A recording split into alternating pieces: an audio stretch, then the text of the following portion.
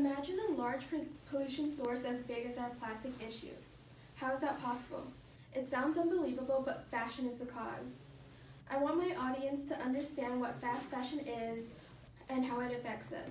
I have been motivated to start buying a majority of my clothes from thrift stores and shopping sustainably since learning about this ongoing issue.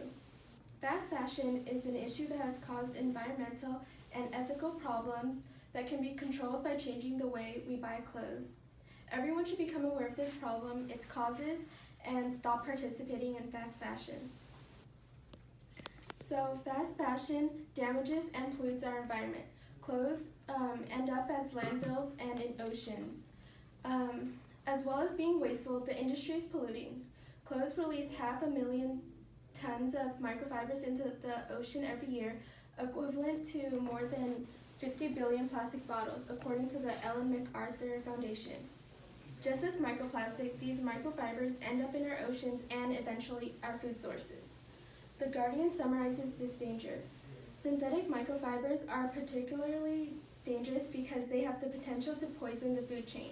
Refinery 29, an online magazine, also notes that fashion is also the second largest polluter of water in China. For example, polyester is a popular clothing material that sheds microfibers into washing machines. They can pass through sewage and end up in our water supplies, and again, just like microplastics, become part of marine pollution. Another way fashion pollutes the water is the dyes that are used to color them. Producing new clothing items is a long process before it even reaches consumers' hands. Harmful dyes and gallons of water are used to make these quick apparel. According to The Independent, vibrant colors, prints, and fabric finishes are appealing features of fashion garments, but many of these are achieved with toxic chemicals. These dangerous chemicals can seep through human skin and are released into the oceans along with microfibers through washing machines. Now that you know the problem that fast fashion causes, I'm going to show you what causes fast fashion. So the cause is stores such as Forever 21 and Zara that pump out new designs and in masses and rapidly. Zai Tan of the National Public Radio summarizes that fashion cycles are moving faster than ever. Fashion is an amazing outlet for creativity for individuals, but it is a means of profit for these large clothing retailers. The Independent points out this business strategy. Retailers must tempt shoppers with constant newness and convince them that the items they already have are no longer fashionable. The other cause of fast fashion is cheap labor. The goal of these clothing retailer stores are profit at the expense of the environment and the laborers they exploit. The Los Angeles Times found that there have been nearly 300 claims filed since 2007 by workers demanding back pay for producing Forever 21 clothing. Stores like Forever 21 that contribute to fast fashion are not likely to change their ways because they're able to get away by using loopholes. The LA Times claims that, like other major clothing retailers, Forever 21 avoids paying factory workers' wage claims through a tangled labyrinth of middlemen that strands between the racks in stores and the people who sew the clothes. These retailers that are not transparent with where they source their clothes are even more secretive about how they dispose of them. For example, Burberry a luxury brand, was recently outed for burning the out-of-season clothes that they couldn't sell. Zai Tan believes that more styles mean more purchases and that leads to more waste created. He adds that we are more likely to dispose of cheaper, mass-produced fashion garments than pricier ones.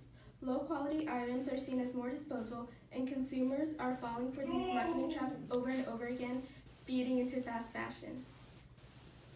Now that you know the problem and the causes of fast fashion, let's find out what we can be doing to help.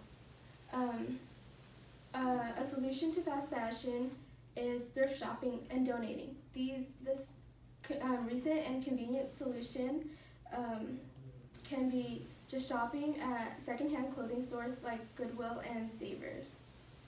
So that means that instead of throwing your clothes out, you can also donate them. Donating instead of trashing old clothes does not take a lot of effort, and it supports an industry. The Huffington Post claims that by extending the life cycle of secondhand clothing, the reuse industry employs nearly 100,000 workers and creates $1 billion in wages in the U.S. alone.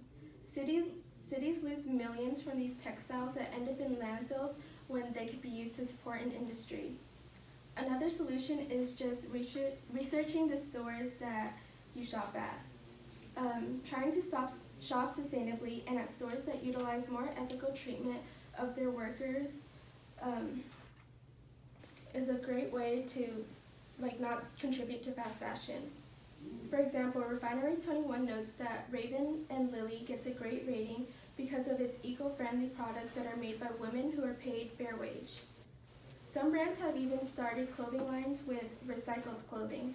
According to The Independent, for example, Patagonia was the first outdoor clothing brand to make polyester fleece out of plastic bottles. This shows that we can all easily donate, thrift, and shop sustainably.